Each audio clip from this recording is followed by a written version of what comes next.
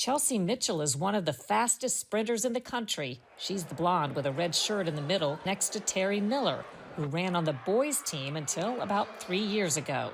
Mitchell, always a girl, has lost 4 state championships to formerly male runners. Have all of you lost races and competitions to biological males? Yes. How many? Too many to count.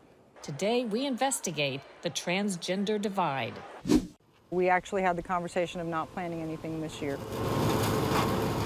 Farmers this year were forced to face a new natural threat, COVID-19. And Americans were forced to face some tough questions. President Trump called me and said, "Do we have enough food?" This week, we look at the year's hard harvest. In one of the nation's oldest cities, history is being erased. This is Christopher Columbus. Protesters here a few weeks ago took off the head. They should be up because otherwise we're just running from history. I think it's a reckoning with our history that is long overdue. We take a tour and find some opinions are already set in stone.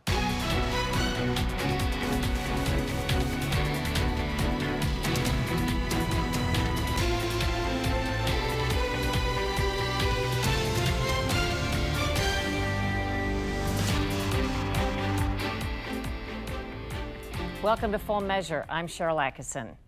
The Federal Department of Education recently made a controversial ruling saying transgender high school athletes in Connecticut who competed on boys' teams cannot switch to girls' sports. The feds say that deprives girls of athletic opportunities guaranteed under civil rights law. It's a national debate that's forged some unexpected alliances. Today, we tackle the transgender divide in sports.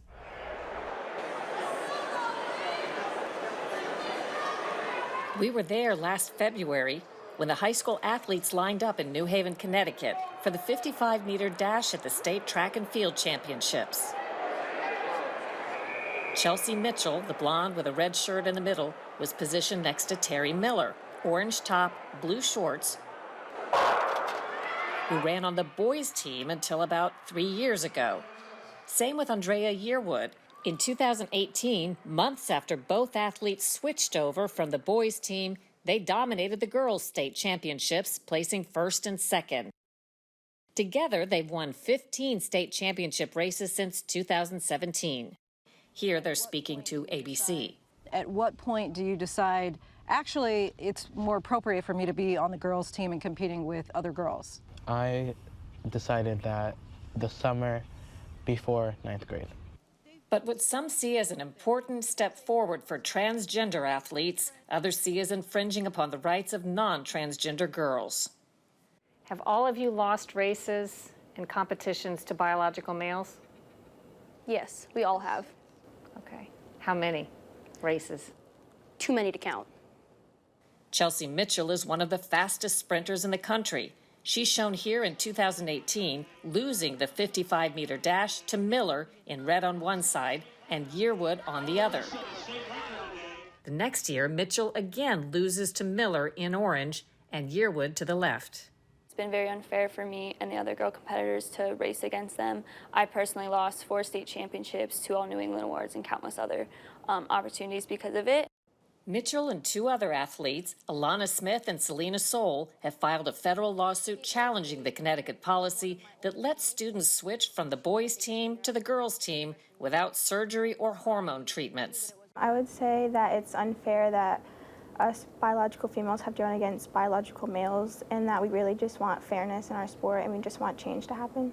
I agree with Alana that right now the current Connecticut policy for athletics is that biological males can compete with the girls with no hormone therapy needed, and we personally don't think that's fair, and we know that girls are missing out on opportunities to be able to advance and succeed and get titles. We fully support these athletes in the way that they choose to identify themselves, but athletics have separate rules because it's about your physical advantages and your physical differences. It's become a national conversation. Last year, Cece Telfer, raised as Craig Telfer, became the first known transgender to win a women's college track and field championship. Skylar Baylor was recruited to swim on the women's team at Harvard, but ended up deciding to compete on the men's team, the first transgender athlete to compete at the highest level of sports, Division I. Earlier this year, Megan Youngren didn't run fast enough in the end to qualify, but was the first openly transgender athlete to compete at the U.S. Olympic team trials, choosing to enter the women's field. And in New Zealand, Gavin Hubbard, who is a men's weightlifting competitor, became Laurel Hubbard and dominated the women's competition. A beautiful day in Morrison, Colorado. Last year, the adult cartoon South Park featured an episode called Board Girls. It lampooned the controversial notion of athletes switching from the men's field to women's. Miss Swanson, how does it feel to be competing today?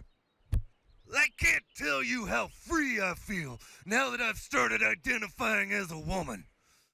Further complicating the debate, some feminist allies normally counted on to support gay and transgender rights are coming down on the other side when it comes to sports.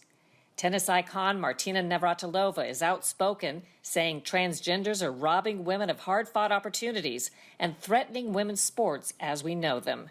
It's always been about fairness in sport, and we cannot have sympathy and empathy for transgender on a smaller level, on sport level, trump, for lack of a better word, or overtake fairness for women and girls. This is absolutely not a partisan issue, and I think that's playing out when you see radical leftist feminists, as they identify, linking arms with conservative feminist organizations saying, no, this is not fair. Christina Holcomb is with a conservative Christian nonprofit representing Mitchell, Smith & Soul, Alliance Defending Freedom. There was a study done that came out of Sweden just last fall that indicated that males generally have a 10 to 20% performance advantage over similarly fit and trained biological females. And those advantages are not undone by any length of hormone treatment or hormone replacement therapy. So even if it did, frankly, you would still have a male displacing a deserving young woman in her own athletic competition, something set aside for her benefit and to allow her to compete for college scholarships. So it still wouldn't be fair. We asked for interviews with Miller and Yearwood, but neither wanted to speak with us. Instead, we talked to Asif Orr of the Transgender Youth Project at the National Center for Lesbian Rights, which says transgenders should compete wherever they wish. In sports, there's always a competitive advantage of some sort, right? Someone got to train longer, trained harder, has some inherent athletic abilities that other athletes don't have. And so really sort of focusing on the fact that these transgender student athletes, they really just want to compete. If I'm describing it correctly, a man or someone who has always been considered a man, including maybe himself considering himself a man, could wake up one morning and technically say, today I compete as a woman, and do that, and then say the next day I compete as a man again. And I think that's a misconception of these policies, is that it's not that easy, and nor does that happen. As is often the case with transgender people, they recognize their gender identity usually for years prior to them coming out. Because of various social pressures or other things that kind of delays them from doing that. So this is not a situation where someone wakes up one morning and says, oh, I'm really a woman, I'm just going to go compete on women's sports. With resentment building on both sides, there's a confounding array of policies. 9 states require high school transgenders to have surgery or extensive hormone treatment to compete on the opposite sex team. In March, Idaho became the first state to bar transgender girls from participating in girls' and women's sports. 18 states and Washington, D.C. allow transgenders to join either team without hormones or surgery. 16 states are somewhere in between, and 6 states have no explicit policy. Connecticut athletic authorities say Connecticut law is clear, and students who identify as female are to be recognized as female for all purposes, including high school sports. How did that race we saw in Connecticut last February turn out? After Mitchell had lost to Miller 2 years straight?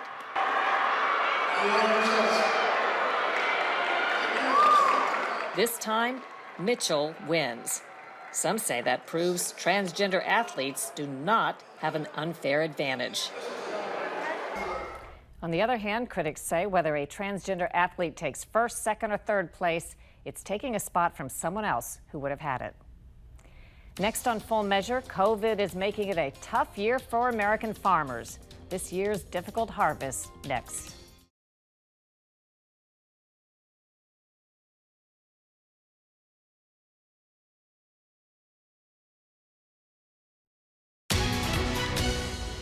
It's been a tough year for farmers. As if nature weren't enough of a challenge, coronavirus left farmers fighting not only for their survival, but also to keep food on America's tables. Scott Thuman follows the season and one family from planting to harvest. Early summer in southern Virginia. On this farm, the corn and cotton crops have just gone in. Now it's a waiting game, hoping the months ahead will bring good weather and regular rain. For Shelley Butler Barlow and her family, who've been here for generations, this is one of the most stressful periods of the year, and just getting to this point is an achievement in 2020. We actually had the conversation of not planting anything this year, which is unprecedented, which everyone is using that word right now, but it is. We've never had that conversation before. We always are taking risks and we're always, weighing our options, but it just feels very different this year. COVID-19 has made this year different for farmers everywhere. When restaurants closed, many small farms, like this one in Maryland, lost nearly all their business. Virus outbreaks shuttered meat processing plants. Farmers relying on immigrant labor struggled to find workers. And when dairy farmers couldn't get their milk to supermarkets and coffee shops, some had to pour it away. From the start of the crisis, Agriculture Secretary Sonny Perdue had to deal with a set of problems that even worried the president.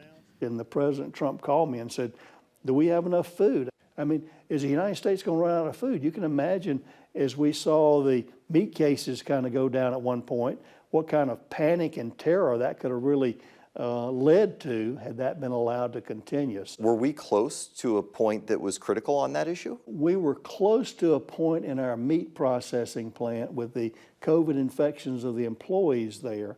Threading that needle of how do you keep the employees safe while keeping meat cases filled was a real challenge. On top of the pandemic, farmers had been having a difficult time for several years. Commodity prices have trended down as equipment and labor costs have gone up. Farm bankruptcies are up again this year, and the trade war with China has disrupted long-standing business relationships. Backing up pre-pandemic, all of the trade war stuff had already hit us hard in ways that I don't understand. I know we needed to make some changes, but I think that the techniques that are being used are just crazy. I mean, you have an excellent customer, so you're gonna, beat them with a stick to get them to do what you want. Well, there are definitely some farmers who are still upset with the president because they say trade war could be tweaked, didn't need to be blown up. Yeah. I feel like many of them I talk to are coming to the realization that China had been playing us for a long time. This was the first president who had the courage, knowing it was going to be painful, knowing it was going to be painful to some of his constituency there, being the agricultural base there, that would take the steps to right the wrongs that had been done for China over 20 years. Keeping farmers going during the trade war and the pandemic has meant a succession of programs to provide billions of taxpayer dollars to farmers. Can the government keep putting that money out there, extending that? Our goal, obviously, for trade policy is for farmers to grow it and to sell it at a profit. That's what farmers want to do, and that's what we want them to do. It's a difficult balance. How do we have programs that really meet the needs of the farmer without going off the edge of the road on either side? We don't want to make it programmatically so lucrative that farmers farm for programs rather than the marketplace. Mid-September, we returned to Shelley Butler Barlow's farm to check in. The corn harvest has begun, but it isn't going to be a great year. Not because of the pandemic, but because of something much more familiar to every farmer. We went 5 weeks with no rain, which is devastating, and then it started raining again, and then it's been wet again. So, and we're never happy. Farmers are never happy, you know. Whatever it's doing, we wish, you know, if it's raining, we wish it would stop. If it's not raining, we wish it would rain. So that's just the nature of the beast. Across the nation and on farms everywhere, there are few who will be sorry to say goodbye to 2020. So what government support are they getting? Well, more money. Last month, President Trump announced plans for an extra $13 billion in aid for farmers to help get them through this unprecedented year. Thanks a lot, Scott. And coming up on Full Measure, we speak with a Latino journalist with surprising insight about how the news you watch is being shaped.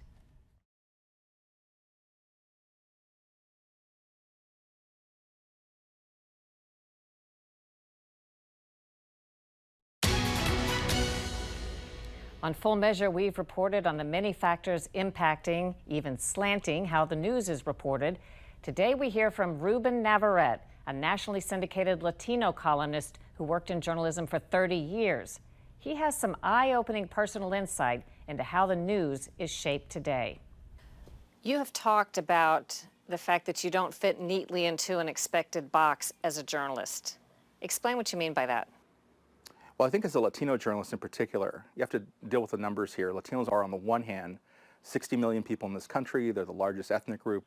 You would not know any of this from the ranks of journalists. If you look at journalism and journalistic ranks on television, on radio, digital, print newspapers, we're bare minimum, 2, 3, 4% at most in many of these places. And then they try to put you in a little box based on their preconceived notions of how you should behave. Do you call yourself a Democrat, a Republican, mixed, neither, conservative, liberal?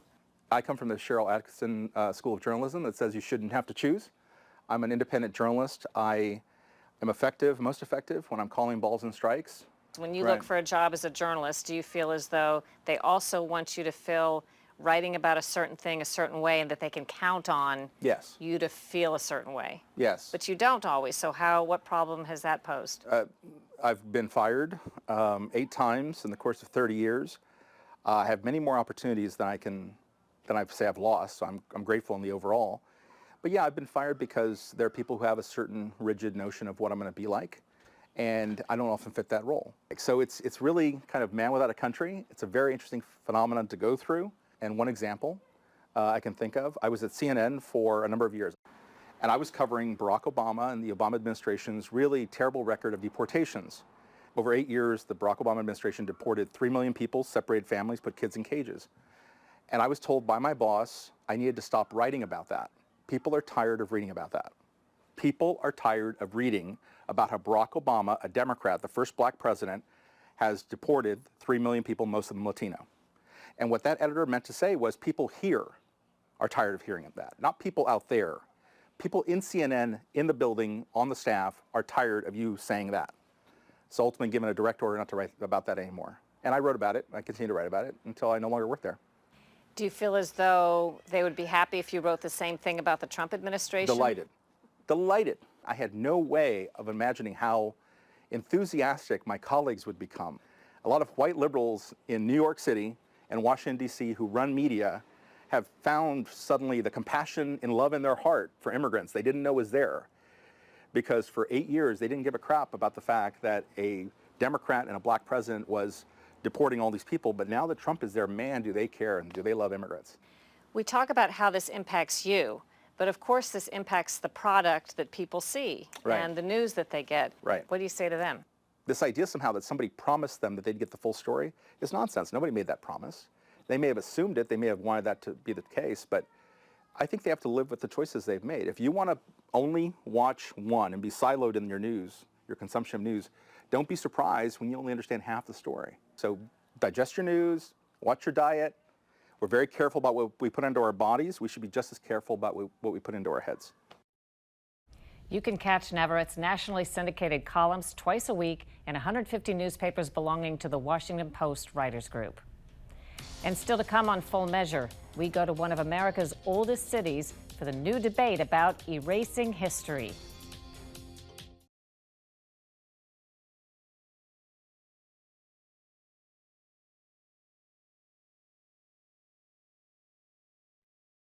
2020 will be remembered as a year of change, but some historical markers of change may not survive the year. Lisa Fletcher went to Boston to see how that historic town is dealing with erasing history. In one of the nation's oldest cities, statues and memorials abound. From political leaders to sporting greats, they span Boston's nearly 400-year history. But visit today and you'll find something missing. Empty space, where a towering historic figure once stood. Well, this is Christopher Columbus. Protesters here a few weeks ago took off the head. Mike Wensky owns and operates the Revolutionary Story Tour, walking visitors through the city's historic past. Christopher Columbus here historically has always been an example of a brave explorer who sort of defied the conventions of his day, explored the unknown, and discovered a new world, making all of this possible. That narrative now being challenged across the nation by many who feel the explorer is actually a symbol of conquest, death, and slavery. Across Boston, in Lincoln Square, the nation's 16th president and the Emancipation Proclamation are memorialized in a statue that shows Lincoln and either a crouching slave or rising man. It depends on who you ask. Soon, this statue will be taken down after a vote by the city's Art Commission. For many cities in the South, this has been an even busier statue-removing year, as memorials to Confederate leaders, political and military, have been coming down. While in New York, it's President Teddy Roosevelt on horseback, flanked by Native American and African American men, that will soon be gone.